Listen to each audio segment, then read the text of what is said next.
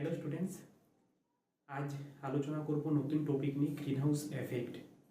Greenhouse effect হলো একটি প্রাকৃতিক প্রক্রিয়া, যে প্রক্রিয়ায় ভূপৃষ্ঠ থেকে যে অবলোহিত রশ্মি বা একে বলা হয় ইনফ্রারেড রে বিকিরিত হয়, সেই রশ্মি শোষণ করে এবং সেই কিছু অংশ নিচে শোষণ করে রাখে এবং কিছু অংশ বিকিরিত করে। এর ফলে ভূপৃষ্ঠ সংলগ্ন বায়ুমণ্ডলের উষ্ণতা বৃদ্ধি পায়, তাকেই বলা হয় গ্রিনহাউস এফেক্ট। এরপর আমরা দেখব যে কোন কোন গ্যাস গ্রিনহাউস এফেক্টের জন্য দায়ী। তার মধ্যে সব থেকে মেন যে গ্যাস, যার মধ্যে গ্রিনহাউস এফেক্টের সব থেকে বেশি অবদান রয়েছে, সেটা হলো কার্বন ডাই অক্সাইড, CO2। কারণ বায়ুমণ্ডলে কার্বন ডাই অক্সাইডের পরিমাণ বেশি পরিমাণে থাকে। কার্বন ডাই অক্সাইডে প্রায় গ্রিনহাউস এফেক্টের জন্য 50% দায়ী। এরপর অন্যান্য গ্যাসগুলি হলো methane, nitrous oxide, ozone, CFC, এমনকি জলীয় বাষ্প গ্রিনহাউস এফেক্টের জন্য দায়ী। এরপর দেখব গ্রিনহাউস এফেক্টের অবদান। প্রকৃতিতে গ্রিনহাউস এফেক্ট না থাকলে জীবজগতের কি অসুবিধা হতো?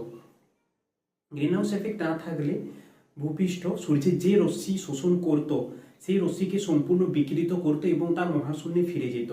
ফলে ভূপৃষ্ঠ সংলগ্ন বায়ুমণ্ডলের উষ্ণতা প্রায় পৌঁছে যেত -30°C।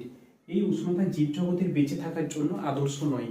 গ্রিনহাউস এফেক্ট বায়ুমণ্ডলের উষ্ণতা বৃদ্ধি করে জীবজগতের থাকার জন্য অনুকূল পরিবেশ সৃষ্টি করে। এরপর বর্তমানে আমরা জানবো গ্রিনহাউস এফেক্টের জন্য কি কি ক্ষতির সৃষ্টি হয়।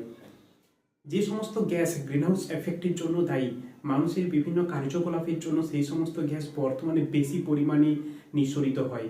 যেমন CO2। ব্যাপক পরিমাণে অরণ্য ছেদনের জন্য বায়ুমণ্ডলে বেশি পরিমাণে CO2 নির্গত হয় এবং আমরা রেফ্রিজারেটর প্রভৃতিতে CFC গ্যাস ব্যবহার করতে থাকি। এর ফলে বায়ুমণ্ডলে CFC গ্যাসের পরিমাণ বৃদ্ধি পায়। এই সমস্ত গ্যাস বৃদ্ধি পাওয়ার জন্য বায়ুমণ্ডলের উষ্ণতা স্বাভাবিকের তুলনায় বৃদ্ধি পেতে চলেছে।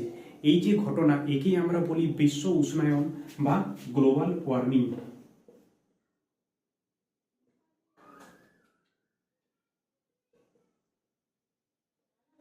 গ্লোবাল ওয়ার্মিং এর জন্য ভূপৃষ্ঠ সংলগ্ন বায়ুমণ্ডলের উষ্ণতা বৃদ্ধি পেতে থাকে। এর ফলে মরু অঞ্চলের যে বরফ তা গলতে থাকে, ফলে সমুদ্রপৃষ্ঠের উচ্চতা বৃদ্ধি পায়। যে চাষবাসের জন্য উপযোগী যে জমি, সেখানে সমুদ্রে নোনা জল ঢুকে কৃষিকার্যের ব্যাপক ক্ষয়ক্ষতি হয়। এরপর আমরা দেখব যে গ্রিনহাউস এফেক্টকে আমরা কিভাবে কন্ট্রোল করতে পারি। সব থেকে প্রথম যা করতে হবে তা হবে মানুষ প্রচুর পরিমাণে আমাদের বৃক্ষরোপণ করতে হবে। এর ফলে CO2 পরিমাণ বায়ুমণ্ডলে নির্দিষ্ট মাত্রায় থাকবে। এছাড়া বিভিন্ন জায়গায় যায় যেখানে আমরা CFC ব্যবহার করি, যেমন রেফ্রিজারেটর, সেখানে CFC পরিবর্তে অন্যান্য রাসায়নিক উপাদান ব্যবহার করতে হবে।